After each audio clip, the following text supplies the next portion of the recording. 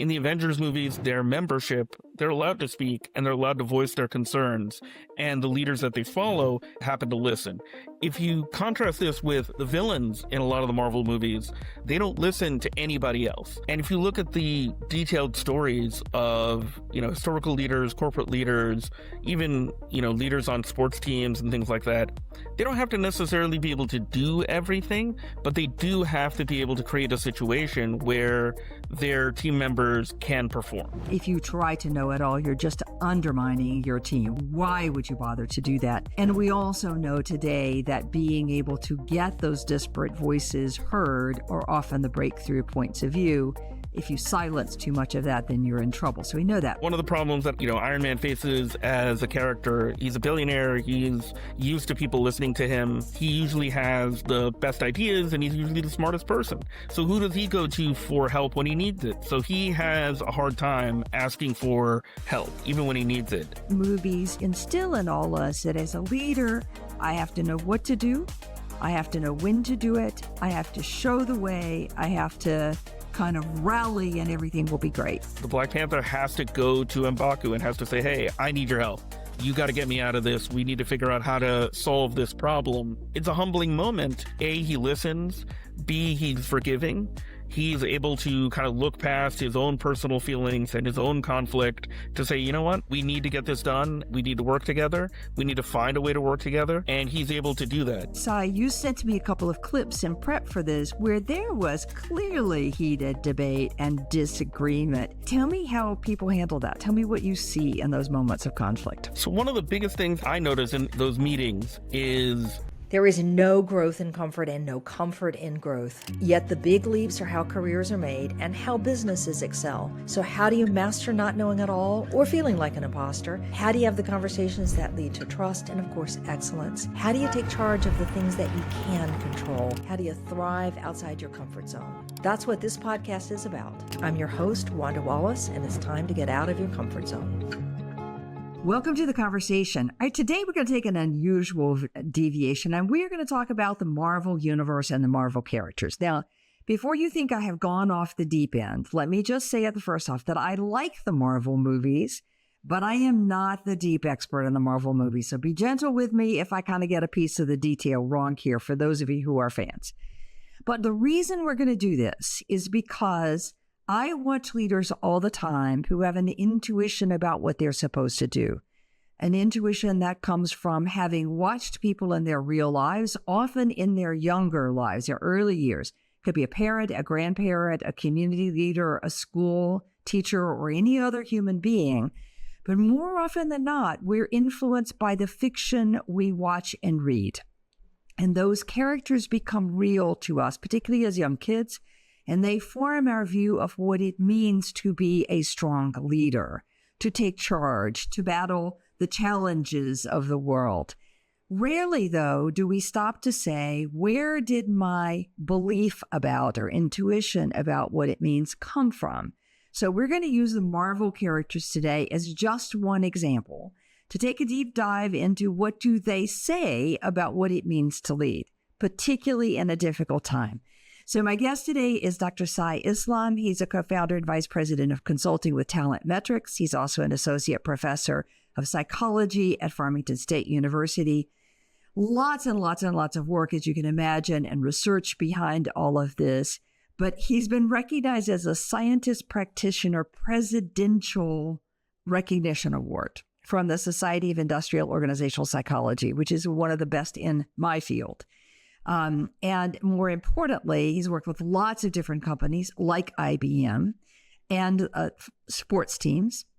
And he has a book called Leaders Assemble, Leadership Lessons from the Marvel Cinematic Universe. There are other books as well, but that one in particular is the one that we're talking about today.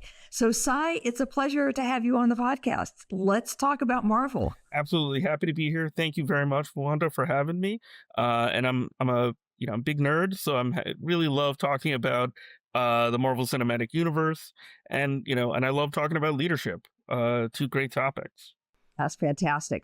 All right, so I have to know what got you fascinated. Like, where did you get in this journey on Marvel Universe and leadership?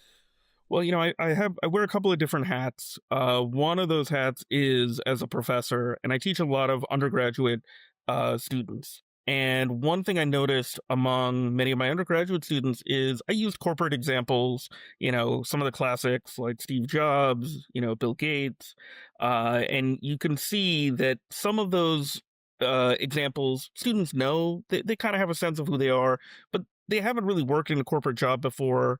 They haven't really experienced what it means to be in a professional setting. Even the kinds of experiences that my students bring in terms of retail experience, in terms of, working in a pizza place or something like that, they're not used to having professional level management. And so some of those examples, they don't really work particularly well with those students. The second group that I work with are, executives, high level leaders. I do some executive coaching, and, those examples, the examples that we cover can sometimes be, classic examples can be very helpful. But one thing I noticed among my executive coaching clients is sometimes they get really caught up in their thing, right? Their experience. I'm having this problem, and they can't step back and reflect on their own experiences. And so what I started doing in both of those contexts was, for students, I would assign them or use different video clips or examples from from the Marvel universe or other pop culture to kind of illustrate some of those ideas. I was actually talking about this with somebody the other day, and actually the first examples that I were actually used were from a TV show called Parks and Recreation, which is a sitcom in the Office universe, and also clips from The Office where people could actually observe certain behaviors and say, "Oh, that doesn't seem right. This seems like bad management. This seems like bad leadership." And they were funny, so they could at least engage with them both on the artistic level, and then also in understanding leadership and leaders. For my coaching clients, one of the things that we noticed was that one of the things that I noticed was that they were reading a lot. And Wanda, you've worked with a lot of leaders. They're doing a lot of technical reading. They're doing a lot of work that's very cognitively heavy. And if I asked them to read a case study or an article, even if it was an HBR article, sometimes they would be like, it seems like a lot more work. But if I asked them to watch like a movie or a clip from a TV show or something like that, the response was really different. There was a little bit more engagement. It didn't feel like work anymore. And then one of the things that really helped was they could actually take a step back and they could say, well, okay, what's happening in this situation? What am I seeing? And for both students and for executives, they could actually engage with it and say, oh, this is what leadership looks like. And it also helped me move away from what we often think about as leadership in film and pop culture. A lot of times people think about like Braveheart. I don't know if you've ever seen that movie, but William Wallace gives a big speech and then people do stuff. And there's an element of that in leadership. Like, you got to give speeches at some point or maybe inspire people, but that's not everything. There's a lot more that goes into leadership than just that. And so pop culture allowed me to have those conversations with these two populations that I end up working with, and it helped to make those conversations deeper and more effective. Yeah. I certainly can echo, and I have certainly used in classroom settings, a number of movie clips when there's a particular nuance of behavior that you want people to see. And somehow watching it, whether you like it or don't like it, it's a good one or a bad one. It's just a thing to watch and then be able to dissect. And those images are powerful. I've had people come up to me 10 years later and say, I still remember that scene from. Now the risk is most of those things are fictionalized. We don't actually know if that's how they happened in real life, even if they're about a real life story. But it doesn't matter. It's the discussion and the exploration rather than just the absorption and take it on face value. In my view, that adds the significance to it. All right. So you work with leaders in the classroom, you work with students who are becoming leaders, you work with executive coaches. In your view, how much of our models of leadership are coming from Marvel characters, for example? Now, I'm not saying for every single person, but, kind of how much of that is portrayed in the Marvel characters? Well, I think Marvel and the Marvel Cinematic Universe reflects a lot of things in society, right? So you'll notice that a lot of the characters, especially the leaders, are men.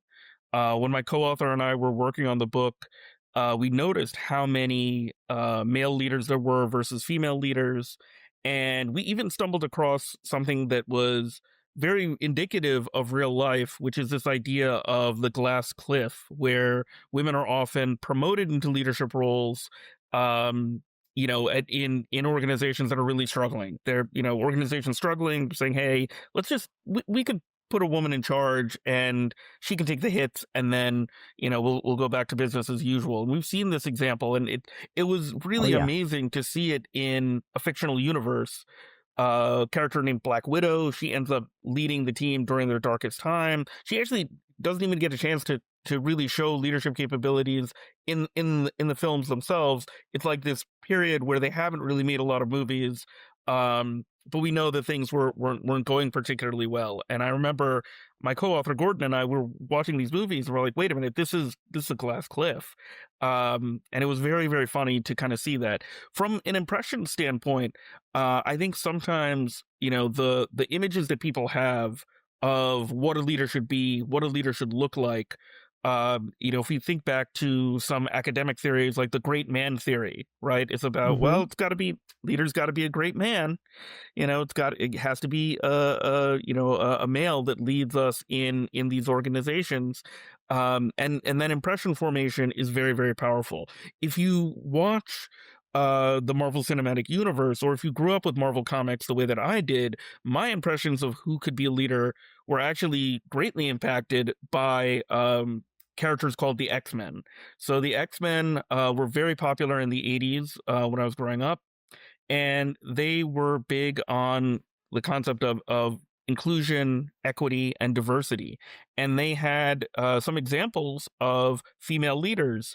The character of Storm, when I was a kid, was very, very powerful and ended up Hmm. leading the team. And if I didn't have that example, I don't know if I would have been as open to the idea of female leaders. And if you look at the fandom around Marvel, there's a big part of it that is heavily influenced by different types of representation, whether that is the inclusion of women, minorities, LGBTQIA. That's a big, big part of it, and it's creating a new language, especially among young people, about who can be a leader and who can have the opportunity to lead organizations. This is an important one to me, one I have commented on but never really written about, because some of you may not know that I have some early work around women getting to those senior levels and then getting right out. So the first thing in corporate life around the world, you are right, Sai. When we have a crisis, nobody wants to touch it because it could damage your reputation. So frequently, a woman will step in and take over, and everybody's happy to have her take over to fix it. Good luck sticking around to actually let it settle down, because once it's kind of settled, and women are also quite willing to step in and do the hard work often, sometimes too willing, I might add, but that's a different story. One of the things that I find interesting in our popular culture is there are no real heroine stories. Okay, so Moana is an exception. Black Widow is an exception. There are a couple of others that have been coming, but most of the time when we have a female central character, she's fatally flawed in some way. Think Devil Wears Prada. Or she's on and then disappears again. Or there's a minor role. It's just, she's often the second rather than the heroine.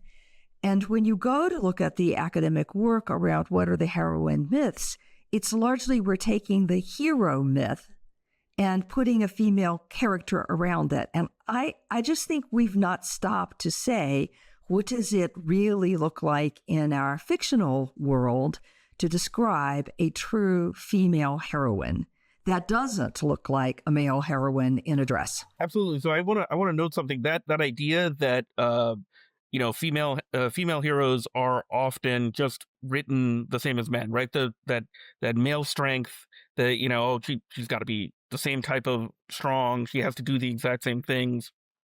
is actually, I think, one of the biggest issues in representations of female leaders. In rewatching the MCU, one of the things that I've noticed is that some of the female leaders that do exist in the Marvel Cinematic Universe, they do engage in behaviors that women excel at in the world of leadership, right? They're better collaborators in many cases.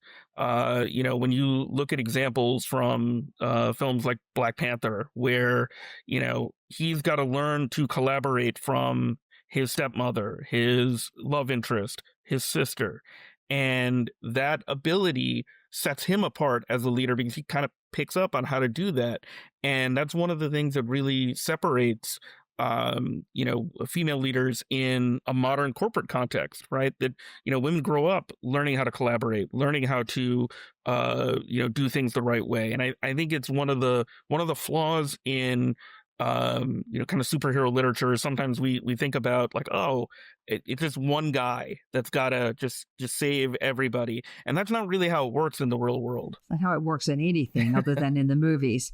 All right, I'm just going to I love the Black Panther series, and let me give credit to movies that we are doing a better job with, movies like Moana as sort of the first ventures into this sort of female lead character who saves the day.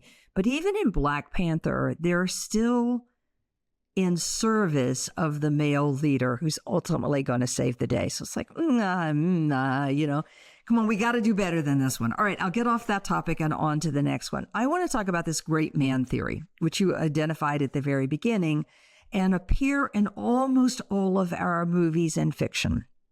Even when you go back and read historical characters like Shackleton going, the Antarctic explorers or any of those explorers, it's as if there was this one person who out there had the vision, had the courage, led the way, sort of gave the great speech, and everybody came along behind. And when we look at those real stories, anything could be further from the truth than one great man.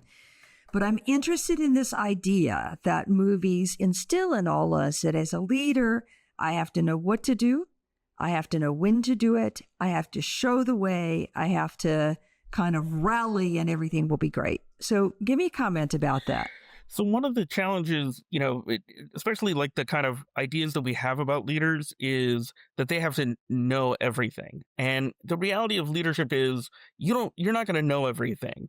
And if you look at the detailed stories of, historical leaders, corporate leaders, even, leaders on sports teams and things like that, they don't have to necessarily be able to do everything, but they do have to be able to create a situation where their team members can perform. And we see this in a variety of different settings. We see this in a variety of different ways where, leaders have to create a situation where you as the follower can perform, that you create a situation where, okay, I can actually do this. I've actually got the space now to do this.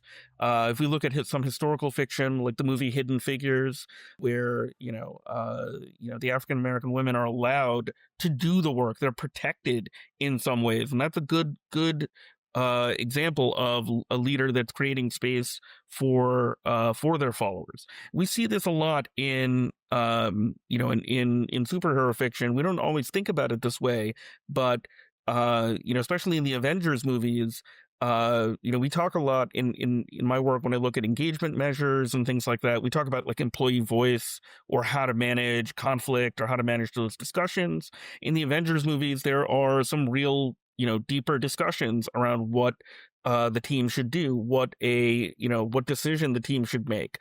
And that kind of space is really important for any team to be able to be effective.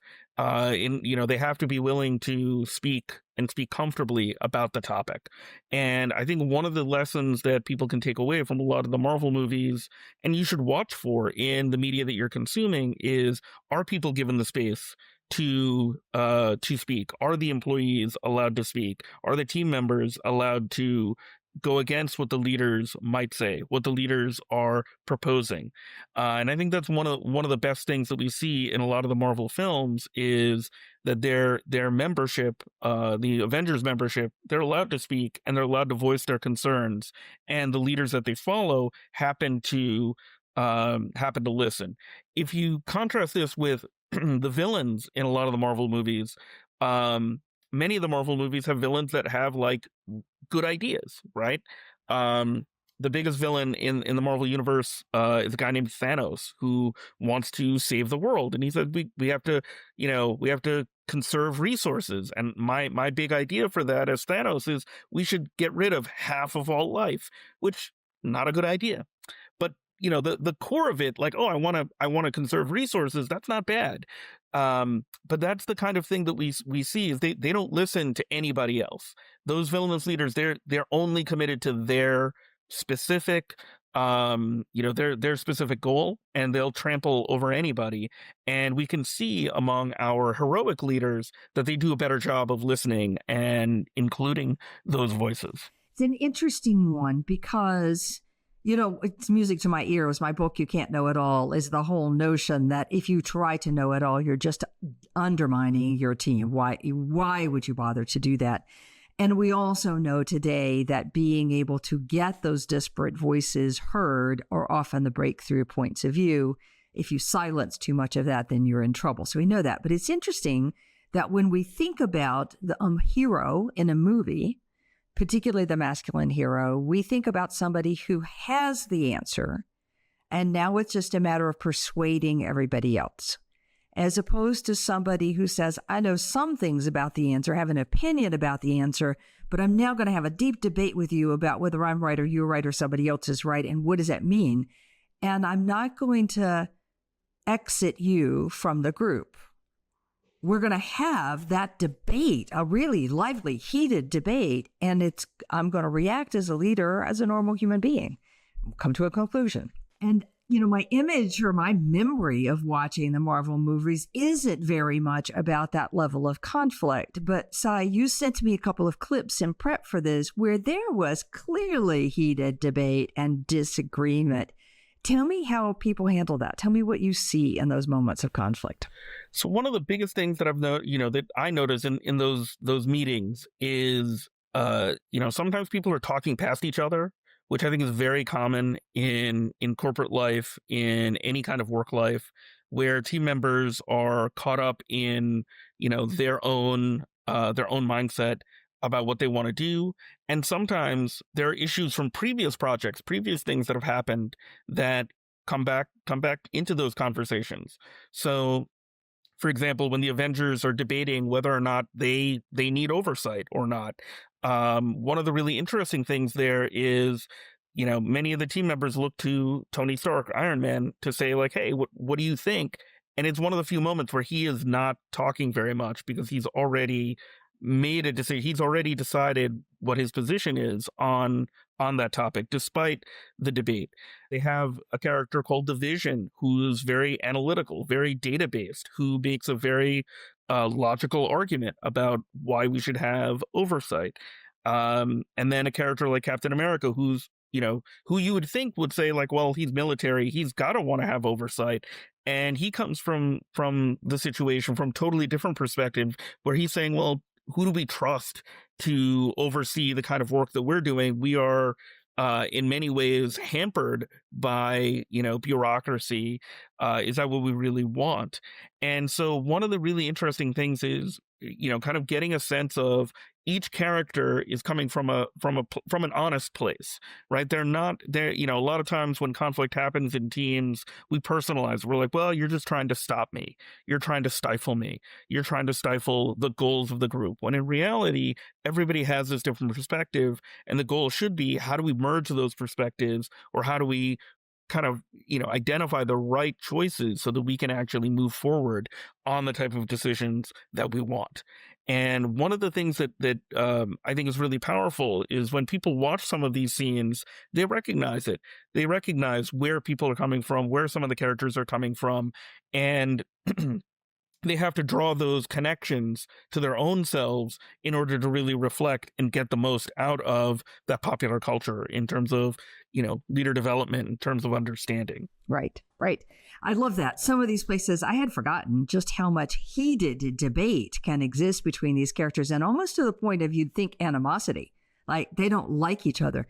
But my experience is anytime people care deeply about the outcome, they have an opinion from their own value set, from their own experience, from their own knowledge base. And they bring that opinion very strongly to the debate because they deeply care. Okay?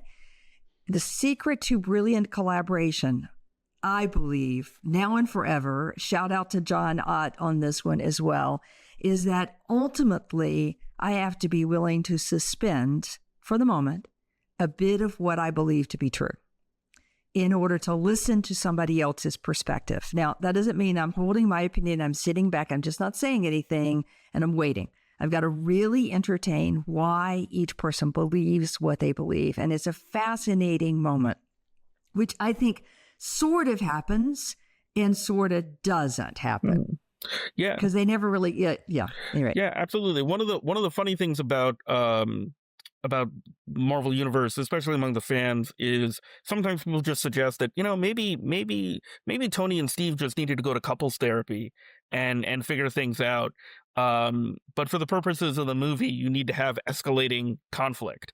And I think one of the things that happens in the film is you can see people really digging in.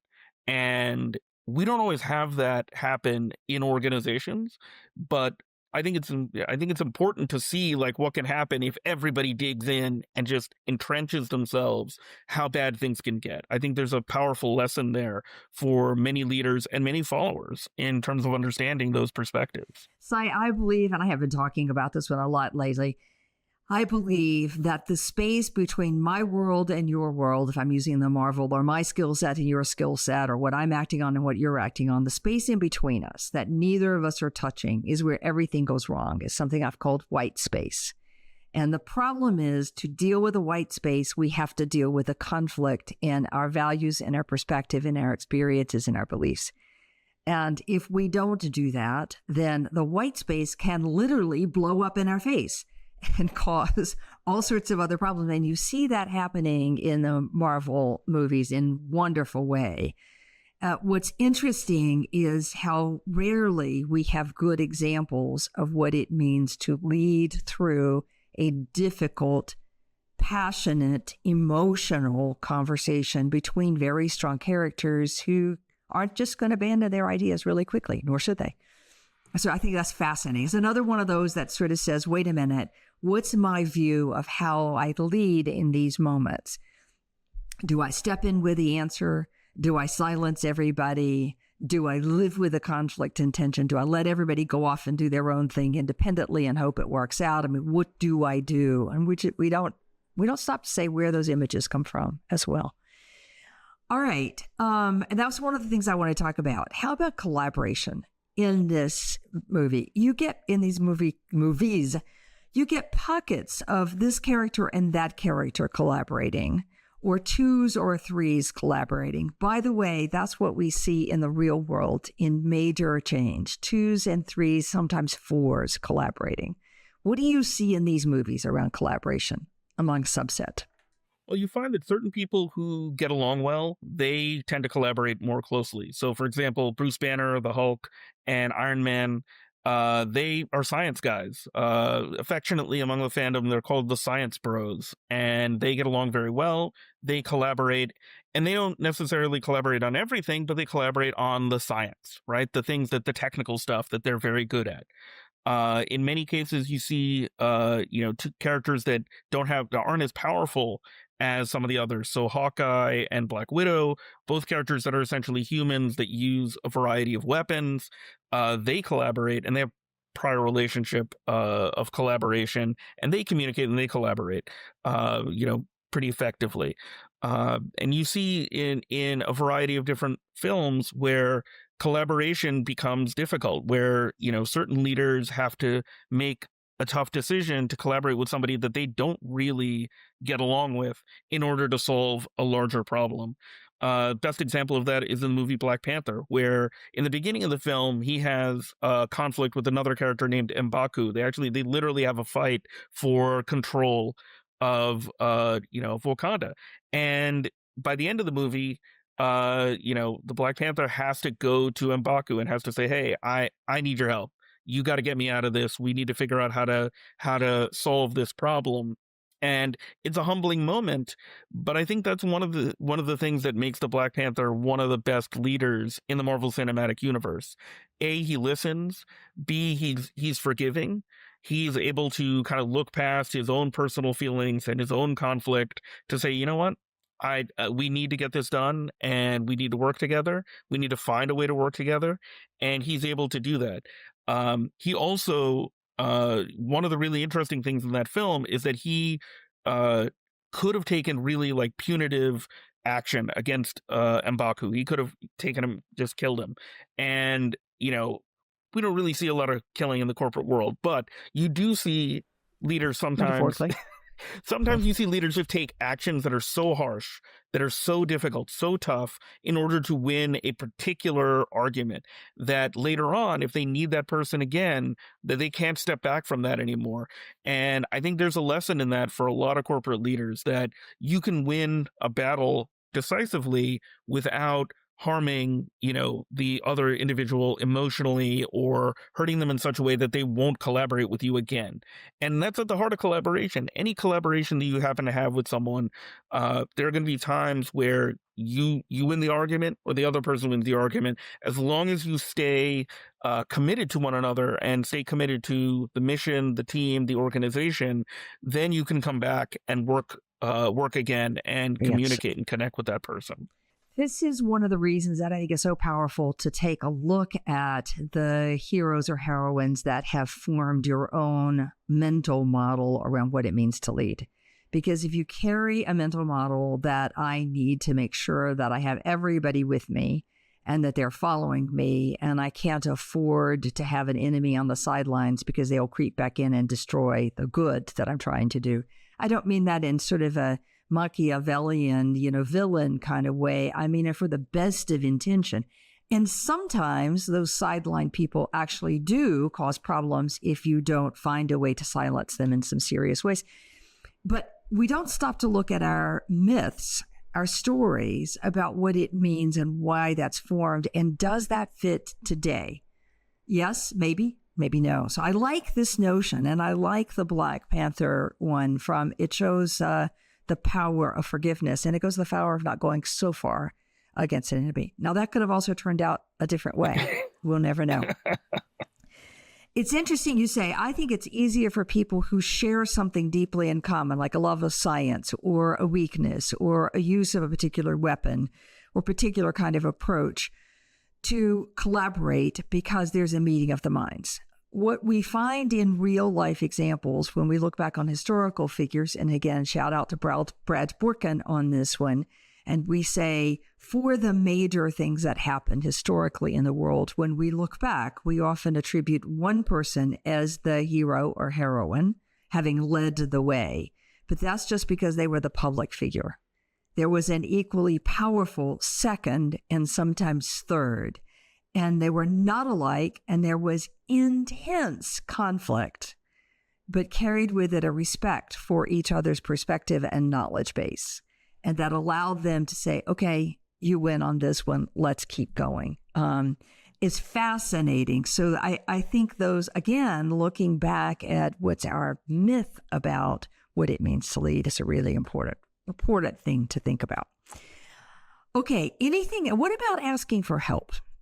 So you gave the example of Black Panther going to a prior enemy and asking for help. What about other places where they ask for help? Well, there's lots of situations where team members and heroes have to get help. In some cases, entire movies are about characters like Iron Man looking for help. One of the problems that Iron Man faces as a character, he's a billionaire. He's used to people listening to him no matter what. he usually has the best ideas and he's usually the smartest person. So who does he go to for help when he needs it? So he has a hard time asking for help, even when he needs it. And so, a film like Iron Man 3, he spends most of the movie needing help and refusing it until he has to get it, until he makes enough mistakes that it leads him to a situation where he has to get some help in order to solve his larger problem. What we see in many cases, though, among some of the leaders in the Marvel Cinematic Universe, somebody like Steve Rogers, Captain America, because he wasn't always powerful. He started from a place where he was the weakest of all, and then he gets this power. And because of that, he doesn't mind asking for help. He, in his films, he reaches out to women and gets support from them. He's like, hey, I need your help to accomplish this goal. I need your support. And it's always from an honest place for him. One of the strongest relationships where support is given is between Tony Stark and Peter Parker, Spider-Man, where he needs help and support to kind of get his, to kind of accomplish what he wants to accomplish, become an Avenger, to become a hero, and he needs a model. He needs a model to follow, and Spider-Man looks to Iron Man for that support. Like, how should I be as a hero? How should I behave? How should I act? We see, a couple of other examples of heroes requesting help or getting the kind of help that they might need, especially when we look at a team like the Guardians of the Galaxy, where their leader is, they, as a team, they're very individualistic. They kind of do their own thing, and they don't have like a formal, oh, this person's the leader. But they're constantly helping each other because they have very specific roles that each person fulfills. So they're kind of like a self-managed team where there's a technical leader, there's a different, there's a person that kind of manages the emotions and the personalities in the group, but there isn't somebody that you would look to them and say, okay, this person's just one leader. But they're constantly helping one another. They're constantly asking for support in a variety of different ways. And so sometimes you'll see a well-oiled team in an organization, and they don't really have to formally request help very often because they've got that baked into their interactions, into their relationships. And, that the, leader might direct them, okay, this is the person you have to talk to get this level of support. One of the things that we see very often in the Marvel Cinematic Universe is those requests for help have to come from a place of honesty. The difference between a hero and a villain is, in the Marvel Universe, is a villain will ask for help, but the real, there's a hidden agenda behind that request, whereas a hero is asking for help for a greater purpose, for the betterment of everyone, whether that's, the team, whether that's the organization or the entire world. Yeah. It's an interesting one. It's an interesting question to ask in organizational life. What is the greater good? Because it's hard to know, ultimately, really, truly. And it depends upon who defines greater and who defines good as well. So it was that interesting contrast is nice in the movie theater, not quite so easily in the real life. I think it's fascinating what you say. And, Si, maybe we need to do some collaboration on the sideline here to think about the models of teaming that appear in these movies. And I think you're right in saying we get teams of pairs who share a lot in common. So it's an easy teaming, if you will. I said collaboration otherwise, but in some ways what you're saying is we team up to do a thing.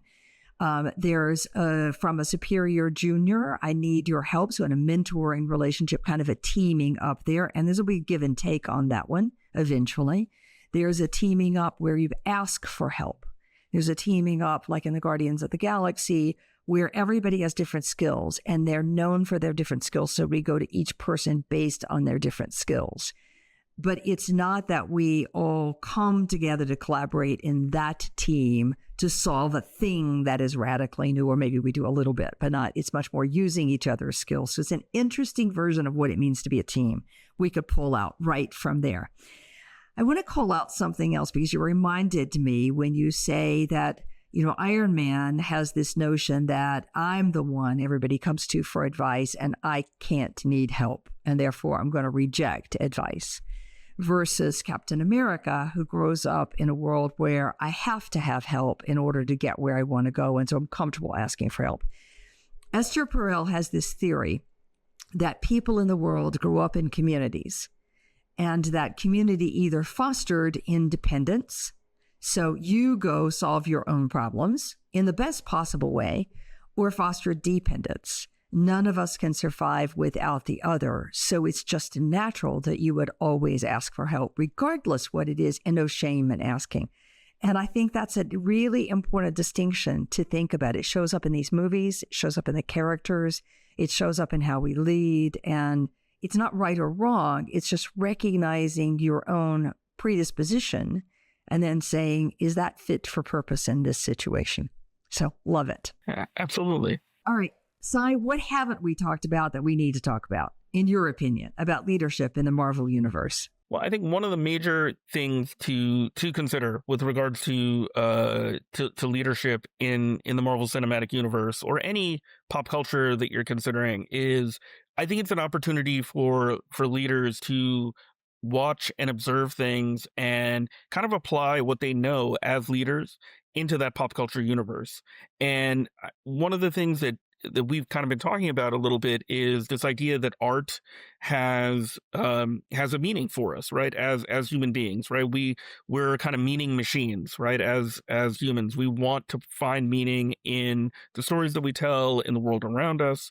And one of the things that I think is really important for people to do when you're watching the Marvel Cinematic Universe is to think about, what are the lessons that you're getting? What are the themes in these stories, in these films? One of the major ones is that, we all need each other, right? And if you're on a team, you're in a group, you do need them to accomplish the work that you're trying to accomplish, right? Sometimes you have your own individual movie, right? You've got your own little project that you've got to be responsible for. But if you're working together with a group, you're leading an organization, you can't do everything. I think one of the things you touched upon is that myth that the leader has to be able to do everything, that they can't get support, they don't need support, and that's not true on any level. Even somebody who's got all the superpowers in the world, they need help. They're going to need some support. They're going to need to have some ideas. They need to kind of think through problems in a variety of ways.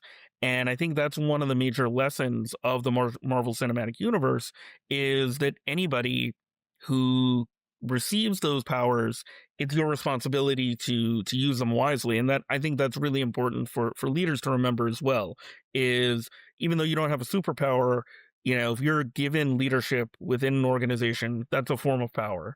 And the way that you use it, the responsibility that you have, the care that you give, I think that's really important for your team members, for your organization, and for what you want to accomplish professionally and personally. I love it. I love it. Absolutely. We all need each other. What a great way.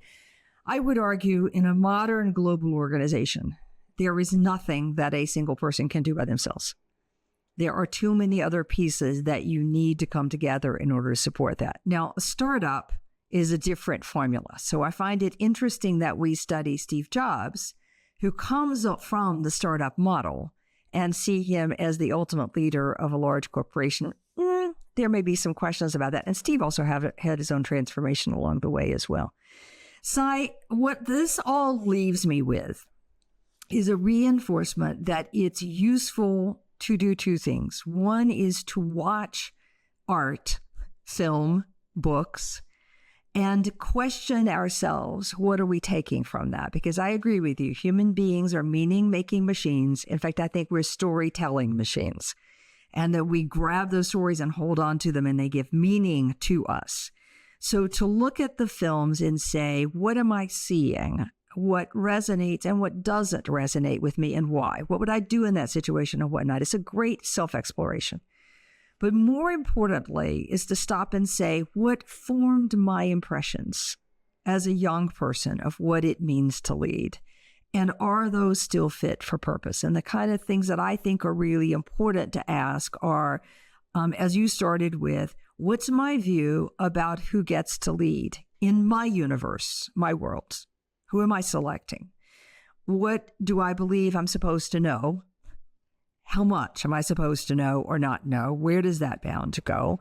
What does it mean to collaborate and team? What does that look like when we collaborate and team, and with whom? And then rightly, as you just said, how do I ask for help?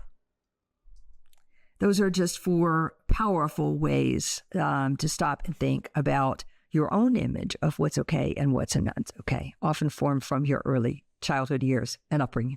Sai, what a fabulous conversation. My guest today, Sai Islam. If you're interested in the book, it is called Leaders Assemble, Leadership Lessons from the Marvel Cinematic Universe. Sai, if somebody wanted to find you, where's the best place to get you? Probably LinkedIn, linkedin.com/SISLAM. You can find me there. I post on there the most. They can also just reach out to me. They can go to the Talent Metrics website, talentmetrics.io. If they have questions about leadership, they're looking for coaching, looking for other forms of support, that's where I'm at. All right. Fabulous. Thanks for joining us. What a fun conversation. I loved it. And join us next week for another episode in Getting Out of Your Comfort Zone. We love to hear from you. Send us a comment on outofthecomfortzone.com. And certainly like us on your favorite podcast server, wherever it is. We always appreciate those reviews. See you next week.